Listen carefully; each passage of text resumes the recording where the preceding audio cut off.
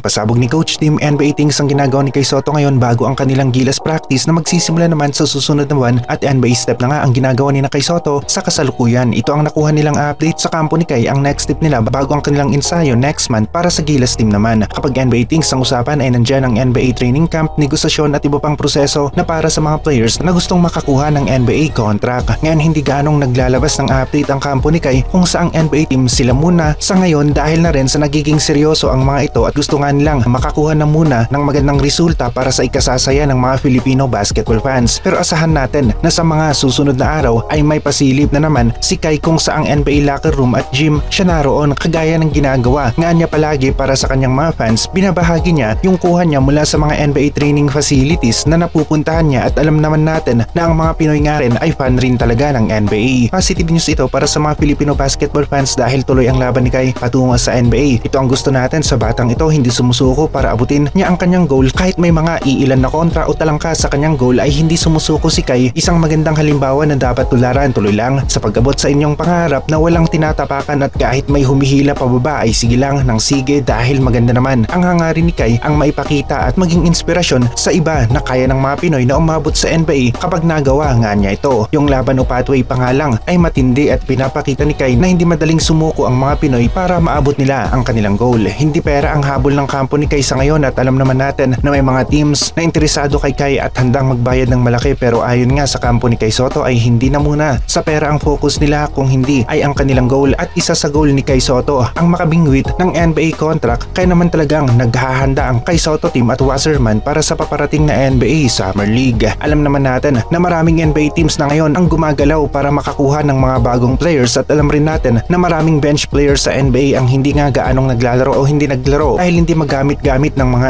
NBA teams. Ipinakita ni Kai Sotto ang kanyang NBA level defense at kaya rin niyang maka-score sa NBA level, kaya naman kung sa kaya ay kaya ni Kai na sumabay sa mga NBA players. Connection nga ang isa sa wala si Kai Sotto sa NBA, habang ang ibang players ay meron silang malalakas na connection sa NBA, kagaya na lamang nitong si Thanasis Antetokounmpo. Malakas ang kanyang kapatid sa Bucks kaya pati siya ay nandun sa bench ng Milwaukee at may average na 0.9 points, 0.4 rebounds at 0.5 assists at kayang-kaya ni Kai ang average na ito sa NBA. Magpapadraft nga rin itong si Bronny James sa average niya sa USNCAA na 4.8 points, 2.8 rebounds at 2.1 assists sa mahigit na 20 minutes na playing time niya kada laro. Alam naman natin na literal na hari si LeBron sa NBA, kayang-kaya niyang maimpluwensyahan ang isang NBA team para mapalitan ang staff of players ng mga ito. Dihadong-dihado si Kai sa koneksyon pero tuloy pa rin ang kanyang pagsusumikap na makakuha ng NBA contract at makapaglaro sa NBA bilang isang NBA player, dahil kung sa nakapaglaro ay nakapaglaro na nga si Kai laban sa mga NBA teams sa NBA, laban sa mga teams ng Phoenix Suns, Oklahoma City Thunder sa isang official NBA preseason game.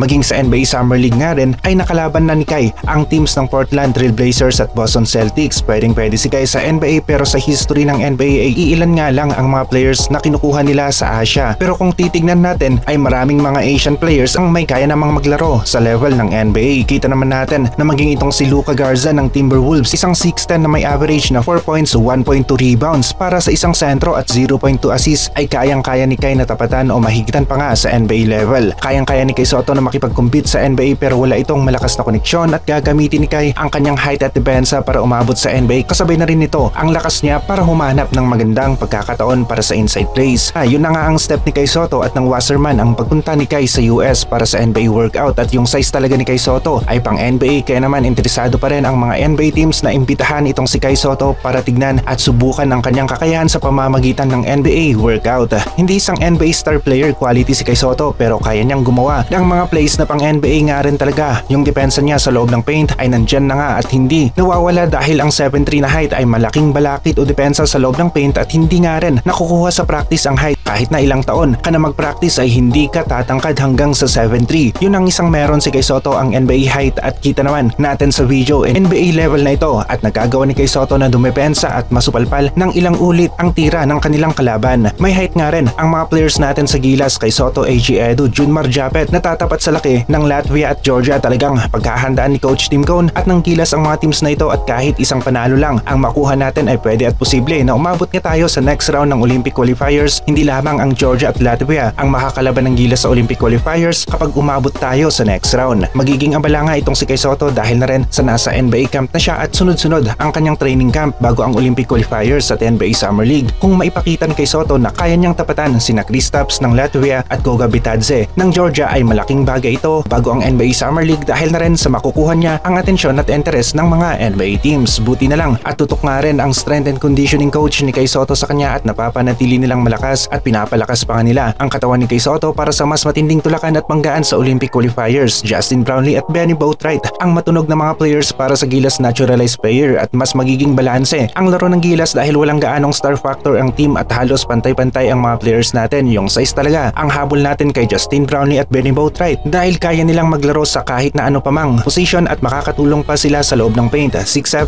itong si Brownlee, 6'10" naman itong si Benny Boatwright, athletic, mabilis at may laro sa labas, 3-point area at sa loob ng paint at good passers nga rin ang mga players na ito. Marami na nga ang nakatutok sa NBA training camp ni Kai Sotto at inaabangan na nga kung saan nga bang NBA team ito nag-workout sa ngayon dahil posible nga na dito siya mapunta. Kumpirmado sa US ang direksyon ni Kai Sotto at doon nga sila magpapalakas bago ang Gilas training camp na magsisimula naman sa susunod na buwan.